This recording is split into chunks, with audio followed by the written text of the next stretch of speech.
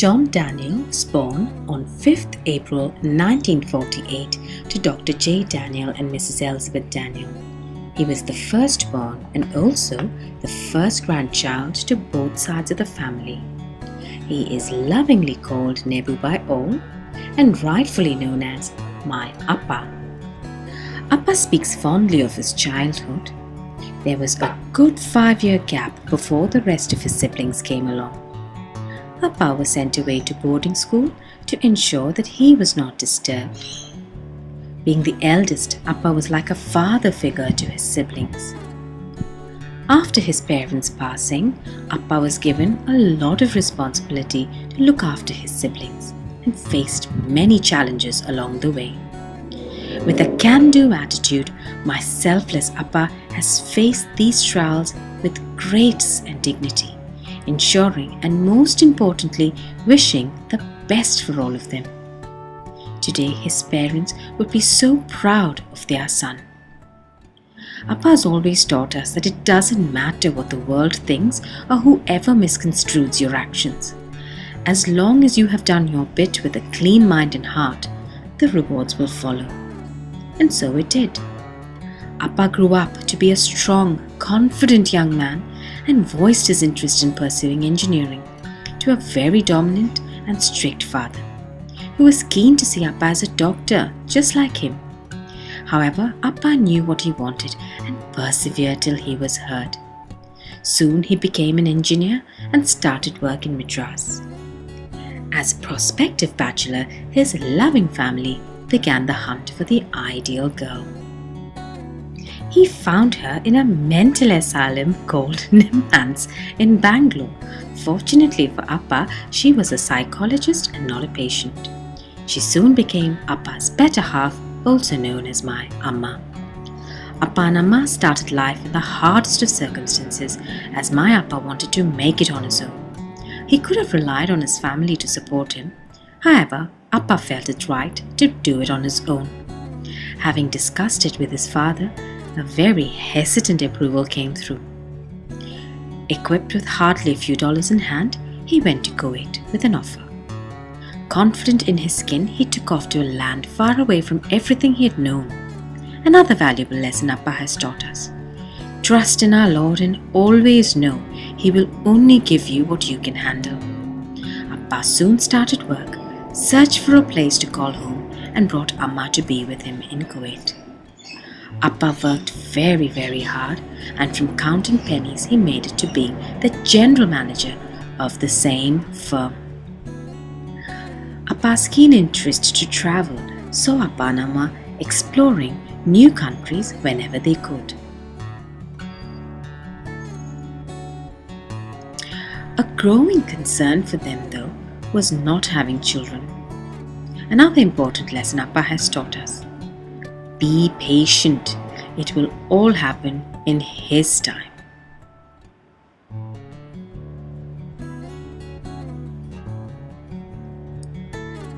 And so right he was. Soon came Lichu, and in lightning speed, I came along too. Our little family was now complete. We made some real close friends during our time in Kuwait. The Cheetagali group began and still continues to exist, closing in on 40 years of its inception. We came back to India for a short time, some of it being due to parental pressure, but we had the best time of our lives, getting closer to our grandparents, getting to know immediate extended family, renewing existing friendships, and making new everlasting friends. Memories of Ceylon Bakehouse, trips to Tekadi, Munnar, Idiki all come rushing in. One thing that's remained constant though, except for a change in location, has been the highway bar. After the Gulf War, Appa was called back to Kuwait, and this was God's plan too. Our family of 4 grew closer to each other than ever before because all we had was each other in a place where everything was so different. I still remember every evening Appa used to sit on the balcony after dinner. That was my time with my Appa. Our conversations covered every possible topic. But most importantly, that's the time I learned most about life. Appa and Amma tried their best to keep us as comfortable as possible and took us to many places across the world.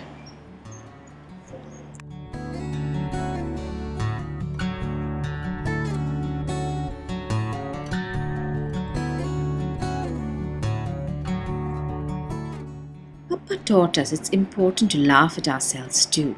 We're not meant to be perfect human beings.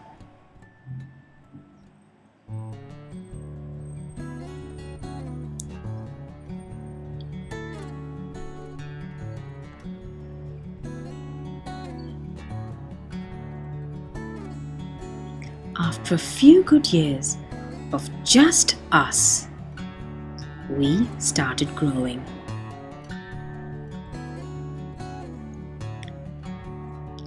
Dr. George Jacob joined in 2006.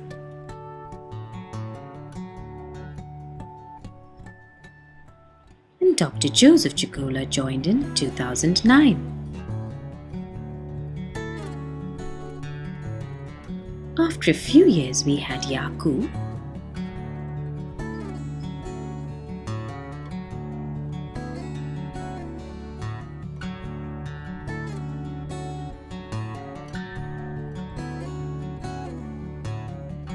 we lost our little Isha in between. Even then, Appa's presence brought a lot of comfort.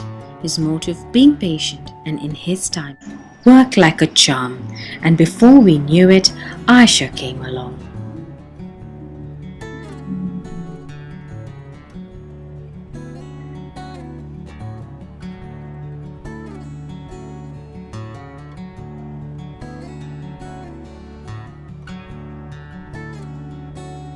Appa has taught us to enjoy everything in moderation. As you all know, my Appa leads by example, whether it's a drink or holiday or exercise. He does everything in moderation.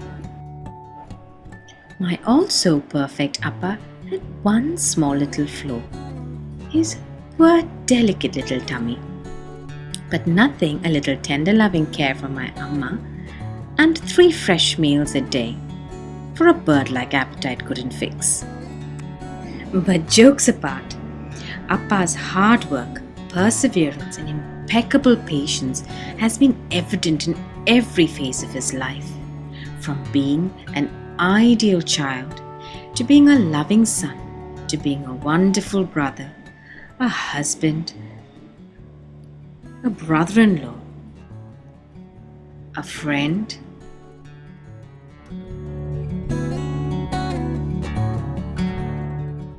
and most importantly, a father, and now a grandfather.